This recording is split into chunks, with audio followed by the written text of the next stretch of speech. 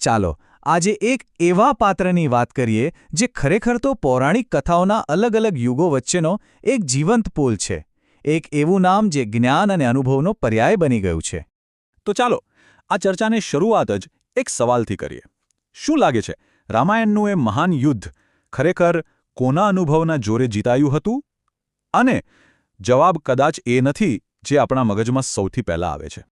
તો આખી વાતને સમજવા માટે આપણે છેક મૂળમાં જવું પડશે. આપણે જાંબુવાનની ઉત્પત્તિ એમના દિવ્ય અને પ્રાચીન વંશથી જ શરૂઆત કરવી પડશે, કારણ કે એમની વાર્તા કોઈ 1-2 વર્ષની નહીં પણ યુગો જૂની છે.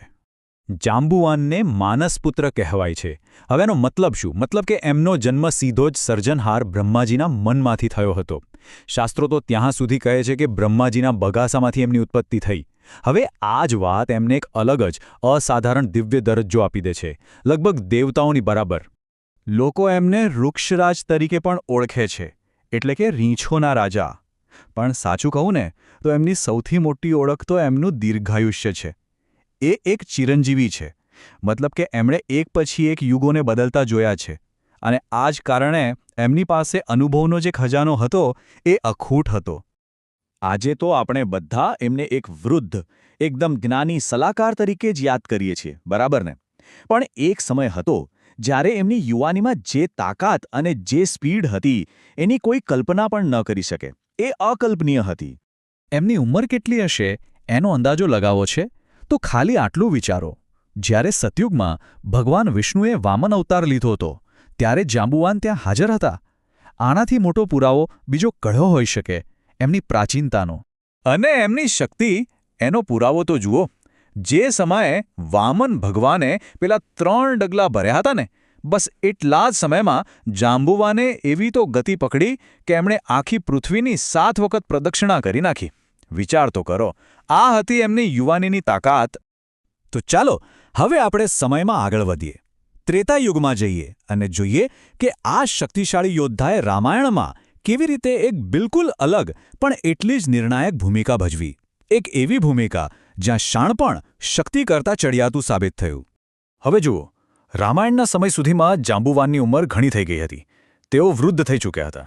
એટલે હવે એમની ભૂમિકા મેદાનમાં જેને લડવાની નહોતી. એમની ભૂમિકા હતી એક અનુભવી માર્ગદર્શક અને એક માસ્ટર સ્ટ્રેટેજિસ્ટની.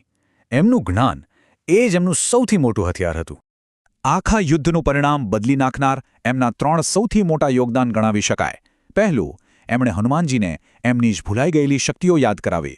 બીજું, ભગવાન રામને યુદ્ધની વ્યૂહરચના બનાવવામાં મદદ કરી. અને ત્રીજું, જ્યારે લક્ષ્મણજી મૂર્છિત થયા ત્યારે સંજીવની શોધવા માટેનું માર્ગદર્શન પણ એમણે જ આપ્યું. અને પછી આવે છે એ ક્ષણ જેણે ખરેખર ઇતિહાસ બદલી નાખ્યો. વિચારો, આખી વાનર સેના સમુદ્ર કિનારે ઊભી છે, નિરાશ છે, કોઈને રસ્તો નથી સૂચતો, ત્યારે જાંબુવાન આગળ આવે છે અને આત્મશંકામાં ડૂબેલા હનુમાનજીને એમની જ અસીમ સુતેરી શક્તિઓનું ભાન કરાવે છે. એમના દરેક શબ્દમાં યુગોના અનુભવનો પડઘો હતો. પણ વાર્તા અહીં પૂરી નથી થતી, જરાય નહીં. કારણ કે જાંબુવાનની ગાથા ત્રેતાયુગમાં અટકતી નથી. યુગો બદલાયા, દ્વાપરયુગ આવ્યો અને આ વખતે એમની સામે ખુદ ભગવાન શ્રી કૃષ્ણ આવીને ઊભા રહ્યા. કથા કંઈક એવી છે કે એક સુપ્રસિદ્ધ મણિ હતો, સ્યમંતક મણિ. એની શોધ કરતાં કરતાં ભગવાન શ્રીકૃષ્ણ છેક જાંબુવાનની ગુફા સુધી પહોંચી ગયા. અને બસ અહીંથી જ શરૂઆત થઈ 2 મહાન શક્તિઓ વચ્ચેના એક ભીષણ સંઘર્ષની. અને આ કોઈ નાનું મોટું યુદ્ધ નહોતું. 1-2 દિવસ નહીં, પૂરા 28 દિવસ સુધી આ દ્વંદ્વ યુદ્ધ ચાલ્યું. અને 28મા દિવસે જાંબુવાનને અચાનક એ જ્ઞાન થયું કે અરે, જેની સાથે હું લડી રહ્યો છું એ તો મારા આરાધ્ય દેવ શ્રીરામનું જ બીજું સ્વરૂપ છે. અને જુઓ, આ યુદ્ધનો અંત કેટલો અદ્ભુત છે. કોઈની હાર કે જીત નથી થતી.